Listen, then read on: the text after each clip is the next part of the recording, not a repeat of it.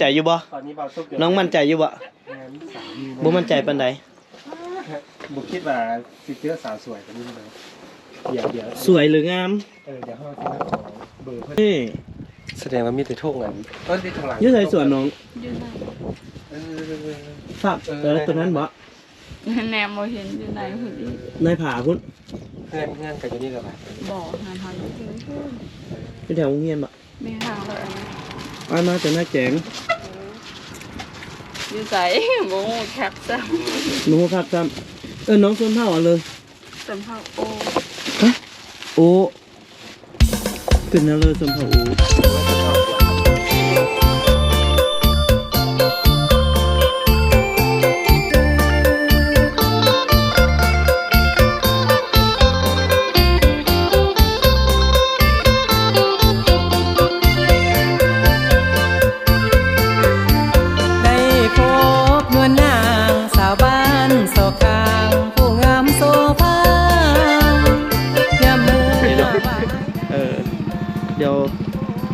ตอนนี้ยางรถพุ่นหัวพี่น้องยางรถพุ่นหัวเจอกลางทางยางรถหัวบ่ซุกได้ถือยางมาบ่ไม่ได้ถือพี่น้องบ่ถือ3งวดนี่เนาะปกติจะมีอย่างในเส้นหนึ่งใต้อยู่ในบ่อนี้ปกติก็เฮาก็ถือคนละเส้นอยู่แล้วแต่งวดนี้บังเอิญคือบ่เตียงก็เดินทางมาจากนาแจงอันนี้พวกอ้ายสิไปซะก็ไปนาแจงไปบ้านนักแจงดงเมื่อนักแจงกับบ้านนักแจงอยู่นพงมากับเมื่อนักแจงยางรถคันพุ่นหัวลูกอันนั้นลูกสาวเพิ่นบ่เดี๋ยวเอาเบอร์ไว้เดี๋ยวเขาสิไปแล้วเขาสิโทรหาเพิ่นเดี๋ยวหน้าเซียวบ่ได้นั่นบ่โทรโอ้เบอร์โทรบ่ได้โทรบ่ได้แม่นบ่แม่นบ่มีเน็ตโอ้ลองเบิ่งเด้อบ่มีเน็ตยันเราท่านะสมมุติเฮาไปบ่เห็นเพิ่นเนาะบ่เห็นนะทางท่าราคาอยู่ลองดูธรรมดาเด้อแต่ว่าปกติเราน่าจะอยู่ห้างนี่เนาะอยู่เพื่อนแต่ว่าเราไว้หั่นน่ะมันไปบ่เห็นแล้วว่าทางนี้เรานั่งห้างค่ำสิปกติถ้าเฮาก็เต็มแม็กเด้อย่างรถหัวตามทางแต่ละเทื่อนี่ก็แปลงเองแหละทางนี้ก็ได้โดยเอ้าคือโทรได้เสยเจ้าแม่เราเอาอย่างในมาให้แด่ได้บ่อย่างในรถจักรน่ะเพราะว่าบังเอิญนะฉุกเฉินมาตามทางนี่อย่างหัว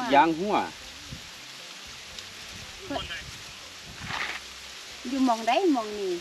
ว่ากกายบ้านเสียวขึ้นน่ะอยู่หัวผู้นี่น่ะกายเสียวบ่ทันเมื่อที่เที่ยงวันนี้หน่อยนึงบ่เสียวจังยังเหิงอยู่เนาะจังสิออกมาเสียวบ่ทันเมื่อที่โอ้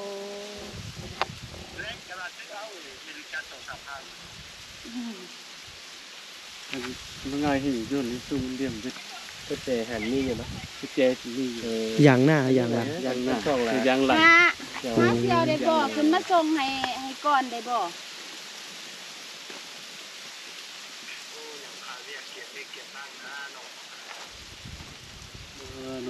โซฮานบุซูไก่ทงหน้ามาลงภูแล้วขึ้นภูเลยล่ะลงภูหน่อยนึงน่ะอยู่ให้บ่ยังบ่ทันฮอดพอขอดไก่บ้านเจ้ามาหน่อยนึงนี่นะบอนแค่อันล่ามไฟอันแคมทางน่ะเสี่ยว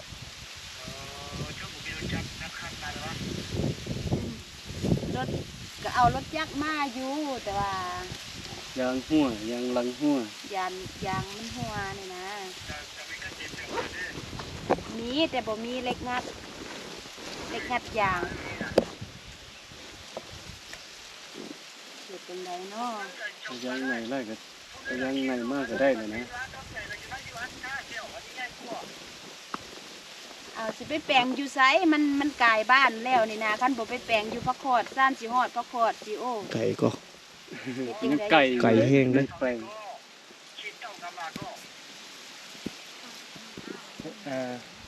อย่างหลังเนาะก็เพื่อไอ้มีโอ้ยแค่ทั้งกายนี่ซื้อหรือน้องเลี้ยงซื้อหยันมังเอาตีนแล้วให้คันนึงไปเปลี่ยนเพื่อมาใส่น้อยตัวตีนมันน่ะโอเคขอบใจหลายๆเด้อเสี่ยวรบกวนเวลากันว่ามีกระเจเลย โดยถ้ามีกระเจแล้วซุกมีกระเจบ่ นี่หั่นเอาอย่างเลยแล้วก็ไปบ้านนี่นะ โลชูนี่ล่ะ ไปบ้านนี่เลย งัด หั่นเอาไปให้หานเขางัดเลย เอากับตัวยางนี่ เอาตีนรถ เท่าก็เลยรถตีเลยไปงัดมึง ก็เจ็บที่นี่อยู่เนาะ เลขเลี้ยงซาเคือดู มันบังเอิญเนาะบังเอิญนั่นยางหัว แม่น เดี๋ยวถ้าเฮายังไก่ถ้าเอาออกก่อน เพิ่น มีอย่างมีกระแจเนาะคันบ่มีสิให้ยืนมีอยู่เนาะ กระส่งได้อยู่บ่ ส่งได้เอาลองเบิ่งก่อนคันบ่ได้เราจังเงินเบิ่งของที่เฮาตึมเดี๋ยวลองเบิ่งก่อน ก็สองข้างนี่สบายอยู่ไอ้ ยังอีกคันหนึ่งอยู่หลังแต่ว่ายานบ่มีเลขโทรเพิ่นบอกมึงสิลองโทรหาเบิ่ง เดี๋ยวลองโทรเบิ่งคันบ่นั้นก็ม้างเอากับตัวยางหลังนี่แหละเอาไปจอดแล้วจังเอามาประกอบ เบอร์แม่ ฮอดน้ำกลางเป็นที่เรียบร้อยพี่น้องเลยเดี๋ยวบ่เตครับจะสรุประยะเวลาเนาะก็ตั้งแต่1 โมง 13 โมงพี่น้องตอนนี้ 14 โมง 40ก็ถือว่า2 ชั่วโมงหนึ่งกับ50 นาทีเนาะรวมระยะเวลาได้ประมาณนั้นชั่วโมงกว่าพี่น้องเลยระยะทางนี่ก็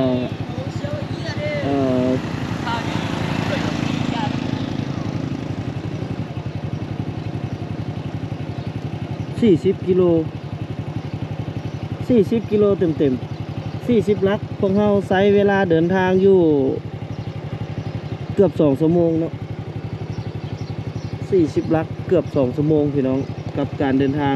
ออกมาตอนนี้ฮอดบ้านน้ำกลางเนาะก็เป็นเส้นทางดำแล้วล่ะเดี๋ยวว่าแต่คำว่าจะไปหาบ่อนพักรถจักหน่อย1 ฮ้อนแฮงเนาะเดี๋ยวรอถ้าพอสุกมาฮอดกะจะหาบ่อนพักรถก่อนจักหน่อยเนาะพี่น้องเนาะ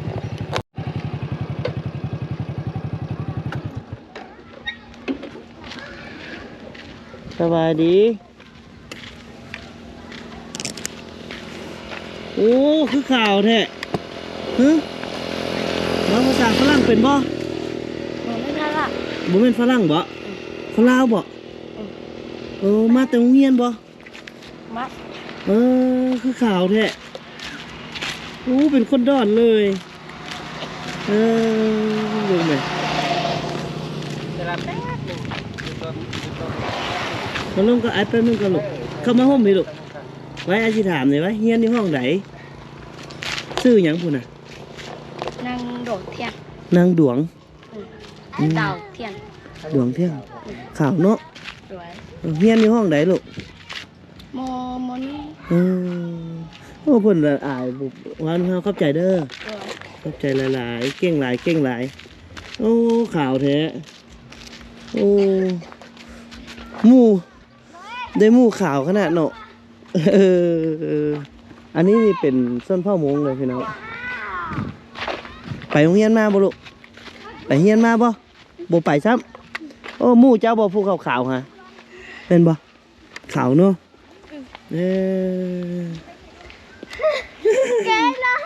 มาเถอะแม่เพิ่นอายอ่ะไปเดี๋ยวเฮาออกเดินทางต่อพี่น้องตอนนี้ระยะทางของพวกเฮาก็ไกลจะฮอดแล้วแหละหลังจากที่ออกมาจากบ้านนาแจงเนาะพวกเฮาก็เตรียมเดินทางกลับน่าจะ EP นี้ปิดท้ายรายการของการมาเมืองไซจำพรเมืองเวียงทองเมืองคำเกิดเนาะแขวงบริคำไซของบัตรคำละกายกะต้องขอบใจผู้ใหญ่ใจดีที่เพิ่นสนับสนุนโดยเฉพาะแม่นผู้ใหญ่ใจดีจากเชียงรายที่เพิ่นซัพพอร์ตอุปกรณ์กีฬาเนาะให้กับโรงเรียนเขตชนบทโดยให้บัตรคำนำเอาไปเนาะอันนี้ก็ต้องขอบพระคุณหลายๆเดี๋ยวมีกิจกรรมดีๆแบบนี้จะแจ้งให้ FC ได้รับทราบอีกในครั้งต่อไปเนาะเพื่อจะมีคนที่อยากจะช่วยเหลือหรือว่าอยากช่วยซัพพอร์ตสนับสนุนอุปกรณ์กีฬาให้โรงเรียน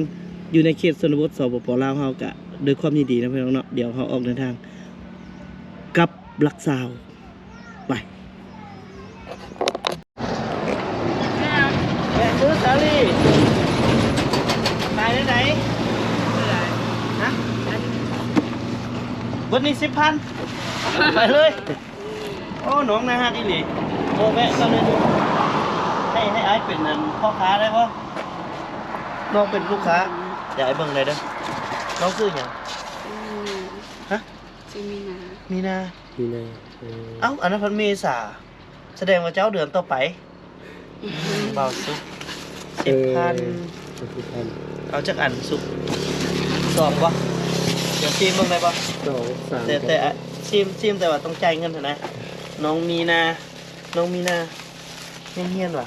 บ่เจ็บ แต่งงานละขอโทษเด้อเพราะว่าไปหลายบอนแล้วโดนทุกคนแต่งงาน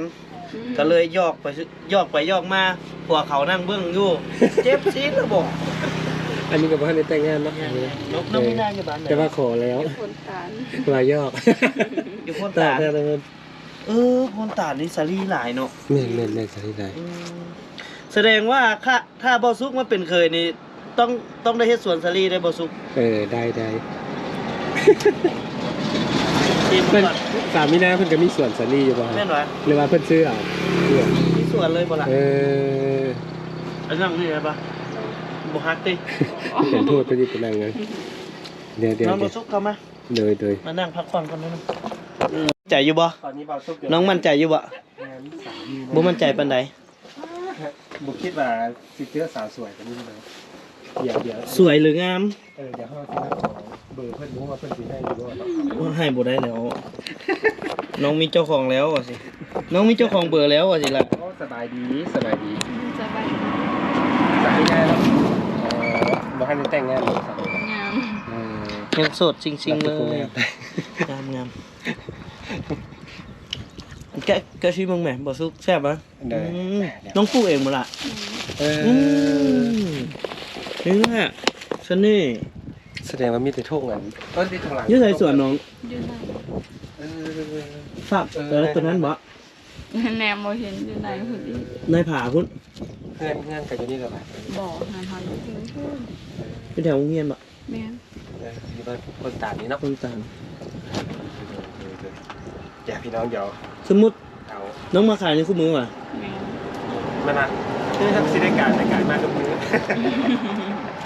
ทะเลปลูกหลายบ่ปีนี้ หลาย ให้ไอ้โฆษณาขายให้บ่ อือ ไอ้สิโพสต์ลงเพจให้โอเคบ่พร้อมส่งเงินขนส่งได้อยู่เนาะ คนส่งวะ ความหมายคือส่งไปเวียงจันทน์ส่งไปท่าแขกบ่ คันฝากรถก็ได้คันฝากขนส่งงานมันบ่ เนี่ยมัน เสีย พูดเนาะ อืม เอาไว้ค้างคืนมันบ่เสีย สมมุติว่าบ่เป็นมักกะลีอันนี้ได้ทะเลดิบนี่ได้ แม่น อืม เป็น มัน เบาเป็น มันจาง มันจางเนาะขายเท่าใด ขายดูเป็นโล โล ขายเป็นพอง โลเท่าไหร่ คันขายง่ายกว่าโล15 คันสมมุติเอาเป็นต้นบ่สิได้บ่สั่งเป็นตันเลย เป็นพันโลสิพออยู่บ่พอเนาะ เสียไปใส่จะพันโล เอาไปขายต่อไอ้กับหาเรื่องคือกันเป็นพ่อค้าช่วงนี้เป็นพ่อค้าครับ เห็นผู้ชายสวยจะเป็นพ่อค้าทันทีเลยเนาะ ยูทูบเบอร์บ้านนอกเลยแบบประมาณนั่นแหละครับ ก็ถ้าบ่เห็นผู้สาวสวยนี่บ่อยากเป็นพ่อค้า ป เนาะ ระมาณไปซื้อให้เมียขาย ขอโทษด้วยที่ไอ้มีเมียแล้วบ่เสียใจเนาะ เสีย ดีแล้วบอกเมียไอ้ฮักครอบครัวนะเมียไอ้กระห่วงไอ้แนว เพิ่นแม่งทั้งหมดนี่ถึงถาม อ๋อ เป็นสารภาพนี่ รอก่อนเอามาเป็นคนฮักครอบครัวเราต้องบอกน้องก่อนจังหน่อยน้องเผลอใจว่าซั่น ถ้าบางทุกนี่เด้บ่ บ่ทุกข์ได้อยู่บ่ทุกข์เป็นน้องพายไอ้หลายเรื่องบ้าหลักซาวบ้าหลักซาวสาวพลตานโอ้โห สาวนี่น่าเคยเห็นอันนั่นบ่ไอ้ทำบ่ในวิดี เค โอย บ่ล่ะ เห็นน้ำเสีย เคยเห็นบาสุกไปน้ำลาวบ่ บ่เคย ยังเนาะบาสุกนี่ยังกลายเป็นคำที่เห็นตลอดอยู่เนาะคือบ่คือในอันนั้นบ่คือใน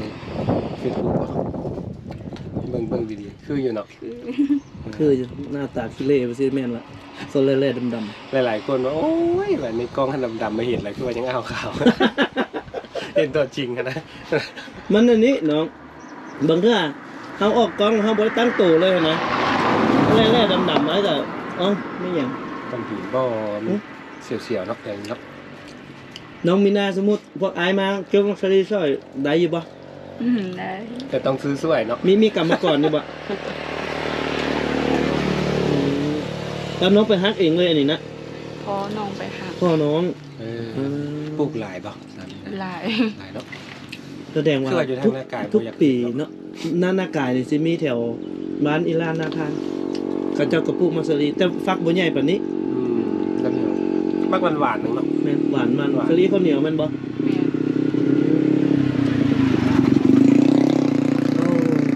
ส่วนน้องพูดหลายแสดงว่าบ้าวซุก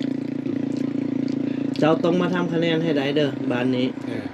แต่เบื้องนี้มันก็ทำคะแนนลำบากอยู่ได้ เปิดวงงามเลย แล้วบ่าวซุกวาสนาเจ้าบ่สมพงษ์ดอกไอ้ว่าเปลี่ยนใจกันยังทัน บอกอะไรหันไปซาวซาเฮ็ดไปเติม สิเปลี่ยนนั่นหรอ ใช่ไหมเดี๋ยวเอาอีกถุงนึงเป็น3ถุงเลยน้องใส่ถุงเลย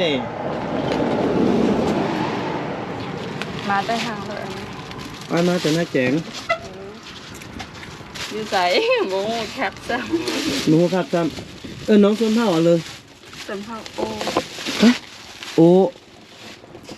เป็นอะไรชวนเผ่าโอ้ มันเป็นต้นเท่าขวดป่ะ บ่ จะคือกันเนาะสำนึก ชวนเผ่าโอ้นี่มีคำเว้าพิเศษบ่ที่แตกต่างจากภาษาลาว กระ มี เป๋า ปะ เท่าว่าอันนี้ก็ กระเป๋าเท่า เท่าคือเมื่อย เออ คล้ายๆเมื่อยเอาอนุญาตน้องก่อน3 2 1 0โอ้ยพี่น้องเข้ากล้องมือถือแห้งงามเอาเลยว่าจะพูงามปานนี้พ่อแม่จะป้อนเอาเลยแต่น้อยหูอยู่บ่หมูซ้ำอันนี้น้องชื่อว่ามีนาเนาะน้องมีนาเรียนจบม.7เรียบร้อย แม่น จบได้จักปีละ 2 ปีแล้ว 2 ปีแล้วบ่ได้ไปเรียนต่อ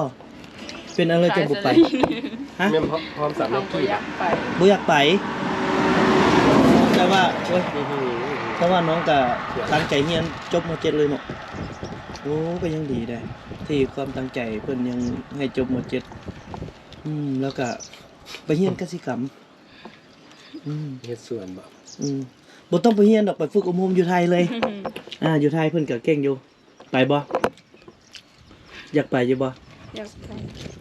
เพราะว่าการปลูกฝังอยู่ไทยนี่สุดยอดอยู่เวลาไปเอา มาแทนสิพาเพิ่นไปเป็นนางเอกเหมือนบ่อันนี้ ฮะ นางเอก ถาม ใน เพิ่ ซ่อน งเหมือน ก่อ บ่ นเดี๋ยวเพิ่นสิไปบ่ป้า หลายยอด คันใดซ้ำน้องมีนาอยู่ในเฟรมทุกครั้งที่มานี่โพ่นตานสิมาแว่ทุกเทื่อเลยฮับอยู่บ่ล่ะบ่คุ้มจริงได้นี่บ่ซุก เลย แอดเบอร์ไว้เลยเด้อ ใส่บุ๊กเนาะ ให้บ่ซุกแอดเบอร์เอาแนวใดก็ได้ที่น้องสะดวก สะดวกบ่ โอ้น่าสงสารน้องเป็นอย่างมือหั่นล่ะ บ้า เบิ่งอ่ะอ๋อตัวบาดน้ำมักสลีนี่บ่ บ่บ้านมีด บาดมีด โอ้ เอาให้ได้จังให้มีดบาด บาดนี่มีดนี่บ่ฮู้ความเด้อบ่สุกทายาให้น้องเด้เกินไปอยู่จุดนี้ก็จะเสียวๆอยู่เนาะเวลารถกาดเนี่ยคนหิวมันเฟือง น้องขายฮอดเดือนใดไอ้ขออนุญาตถามน้องขายฮอดเดือนใด ประมาณเดือน5พุ่นล่ะ เดือน5สากลนี้หู ส่งสงกรานต์แล้วสงกรานต์เนาะ แล้วสงกรานต์พุ่นอีก แล้วก็ขายไปจนมันเบิดแล้วก็เกี่ยมลงเฮ็ดนา เฮ็ดนาต่ออีกบ่ได้พักเลย โอ้โหบ่สุกเอ้ยเจ้า สิได้มา เจ้าพอดบ่แม่นคนมั่นปานนั้นไอ้เบิ่ง อีกแล้ววะเดินอีกแล้ว โดนอีกแล้วเจ้า เอากะคันมากแล้วก็สู้ได้ดอกบ่สู้กับเจ้าก็ได้เนาะ เฮ็ดนานบ่ เฮ็ ไถ ดนา นาดำนามันบ่ โอ้คนยามดำหน้านี่โอ้สิมาลิ้นน้ำเพิ่นเนาะอีหลีได้ มาดำนา มา เดี๋ยวเขาสิมาถามเอาซุ มาดำหน้าบ่สุก งานอยู่ทางใดแถวๆวัดบ่สามนี่นะ โอ้กายเรียนไป ใกล้โรงเรียนไปเนาะอยู่ได้ขึ้นซอยบ่หรืออยู่ใกล้ๆทางเลย แค่ทางเลยหมดละ ใกล้ทางอยู่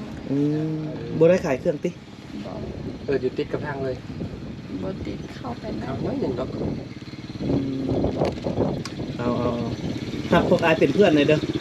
ถ้าพวกอายเป็นหมู่เป็นเพื่อนแน่ให้เป็นอายจักคนหนึงอะนะก็ให้เป็นหมู่เป็น อายจากคนหนึงเด้บ่รังเกียจดอกเนาะ บังคับเพื่อนบ่รังเกียจเฮา ถ้าสิปฏิเสธเก่งใจ เก่งใจสิปฏิเสธออกกล้องก็โพดเดี๋ยวหลังกล้องค่อยปฏิเสธก็ได้ เขาเฟซ โอ บุ๊ก เค เป็นไว้ โอ เนาะ เคสวยมากพี่น้อง เฟซบุ๊กเรียนเล็กที่บอกเล็กที่แบบ ทักได้บ่โทรลงเบิ่งอีก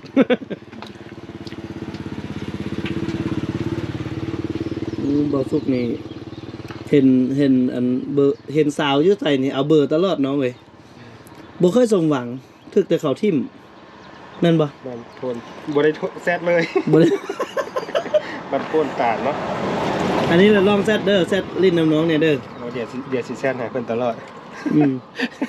เปิดซากก่อน ส่งรูปให้น้องนํ เฮ้ยทำได้ถ่ายอยู่บ่นี่ น้องถ่ายติ ถ่ายอยู่ หวานพี่น้องเอ้ยมักสลีเพิ่น ถ่ายอยู่แต่มันแป๊บเดียว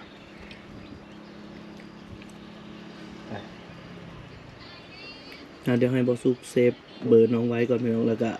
เตรียม สาว ออกเดินทางเนาะเพราะว่า งานบันเทิง เฮายังมีบ่อนแวะอีกจุดหนึงอยู่พี่น้องเอ้ย บ่มีหู มีบ่ ลองแซดไปแล้วบ่ฮู้ว่าจะเข้าหรือบ่เข้าอยู่บ่มีหู ได้อยู่เนาะ ได้ โอเคอัพแอดไอซุกแน่เบิ่งส่วนข้างหลังมัน เป็ กัน น Facebook ได้ เบิ่งบ่สุก ตายขอเป็นเลย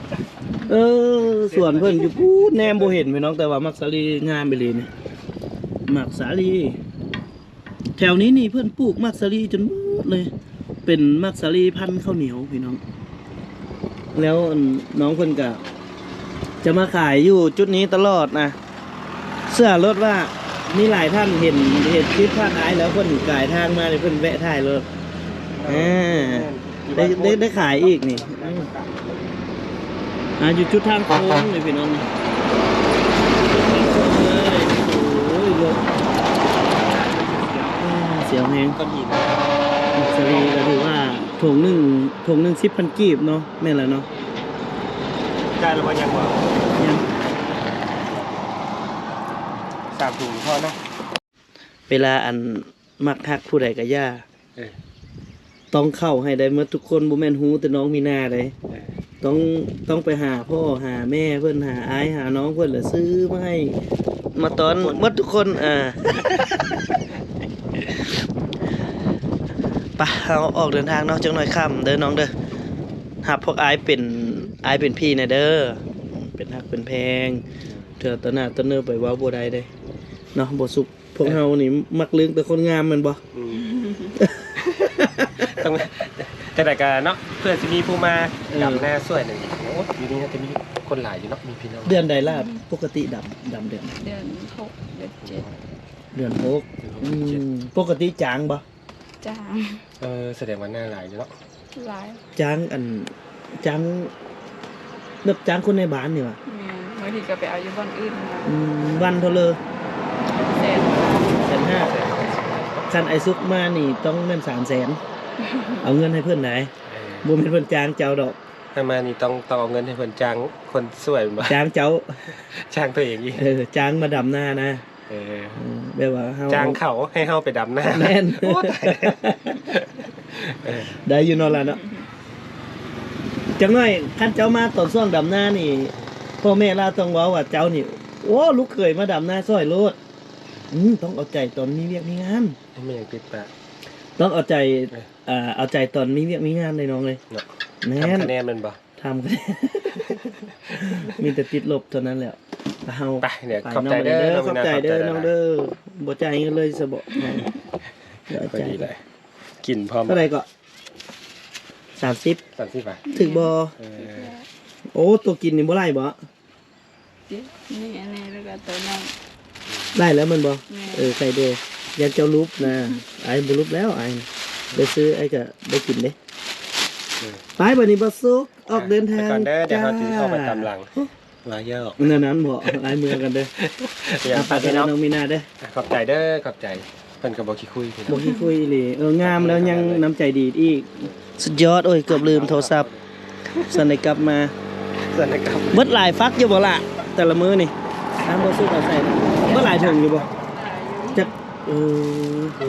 นับบ่ถ้วนเนาะไปออกเดินทางแค่เฮาเอ้าคือถ่ายคือรถถ่ายก็ซื่อๆในนี้ก็โทรศัพท์หากันเสยไปพี่น้องโ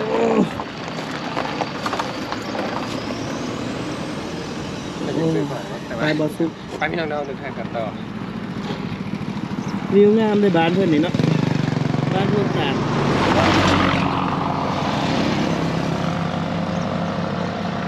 บ้านเพิ่นต่างนี่มส.คำเกิดอ่ะบ้านเพิ่นต่างมส.คำเกิดเอาเดี๋ยวเฮาออกเดินทางต่อพี่น้องติดตามเบิ่งเส้นทางการเดินทางของพวกเราว่าจะไปจุดใดมองใดต่อนี่ก็ถือว่าได้แวะแม่ค้าที่เพิ่นขายมักสลีคนสวยมากบ่คิดว่าจะมีคนงามปานนี้ขายมักสลีพี่น้องเอ้ยไอ้มาไอ้ก็ซื้ออยู่ทางเทิงไดไอ้ซื้อมื้อก่อนจักหารพอเท่าหยังแหละเห็นอยู่บ่ปู่จะว่าหั่นน่ะเอาแล้วหารที่แรกเด้ไอ้ไปซื้อซอยเพิ่นมื้อน่ะเพิ่นอันน่ะเอามักสลีให้ไอ้ถุงนึงพุ่นน่ะแถมพุ่นน่ะเอาให้ลูกหลานไปกินน่ะปู่เนาะนั่นเนาะแม่เห็นบ่โศกมันโศกเข้าข้างเฮาแล้วไปบ่สุกออกเดินทางจ้า